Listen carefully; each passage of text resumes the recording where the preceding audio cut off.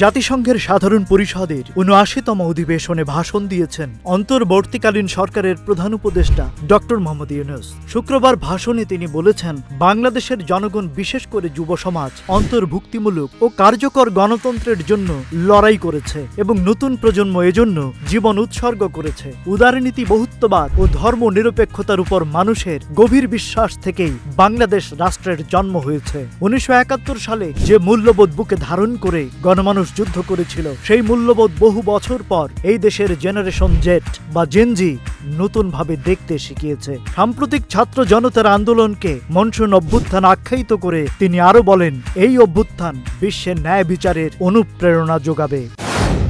অন্তর্বর্তী সরকারের প্রধান ডক্টর মোহাম্মদ ইউনূস ও যুক্তরাষ্ট্রের প্রেসিডেন্ট জো বাইডেনের আলিঙ্গনের ঘটনায় আক্ষেপ দেখিয়েছেন কবি, দার্শনিক ও রাষ্ট্রচিন্তক ফরহাদ মজহার। তিনি বলেন, এই জড়িয়ে ধরা বাংলাদেশের জনগণকে অপমান করা। শুক্রবার চট্টগ্রাম সার্কিট হাউস মিলনায়তনে এক আলোচনা সভায় ফরহাদ মজহার ডক্টর ইউনূসের উদ্দেশ্যে বলেন, আপনি তারে বুকে জড়ায় ধরলেন। এক খুনিকে, সারা দুনিয়ার সর্বশ্রেষ্ঠ খুনি, তাকে আপনি বুকে জড়ায় ধরলেন। তাহলে এই যে একটা লোককে মনে প্রাণে চেয়েছি, সেই লোকটা গিয়ে জড়ায় ধরলো একটা লোককে, যেই লোকটা কিন্তু খুনি, যার আপাদমস্তক প্যালেস্টাইনের বাচ্চাদের খুনে রঞ্জিত, যাকে আমেরিকাতে বলা হয় জেনোসাইড জো।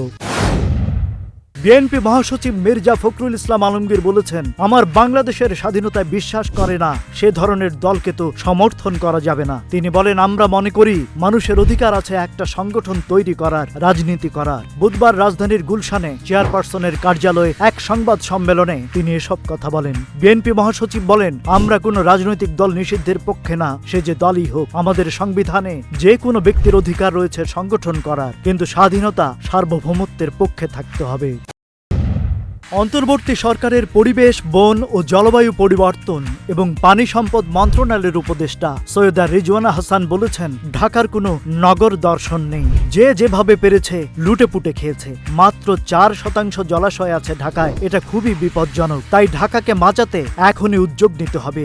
এখন না করতে পারলে আর পারা যাবে না। শনিবার রাজধানীর আগারগাঁও বন বিভাগে বিগত ১০০ বছরে ঢাকা শহরের নগর প্রতিবেশ নিয়ে মত বিনিময় কর্মশালায় তিনি এসব কথা বলেন।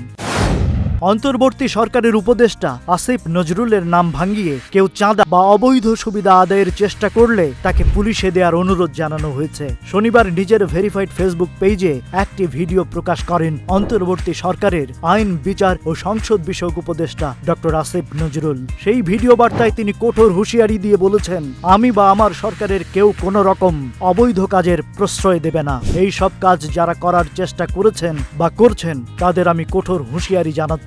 বাংলাদেশের মানুষের সঙ্গে কোন রকম অন্যায় করবেন না, আমাদের কারো নাম ব্যবহার করবেন না।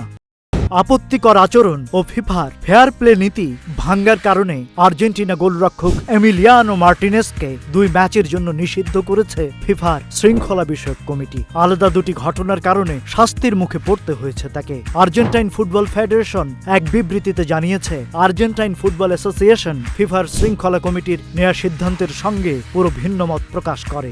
আর এই নিষেধাজ্ঞার ফলে ১০ অক্টোবর ভেনেজুয়েলা এবং ১৬ অক্টোবর বলিভিয়ার বিপক্ষে বাছাই পর্বের ম্যাচ মিস করবেন বিশ্বকাপ জয়ী গোলরক্ষক এমিলিয়ানো মার্টিনেজ।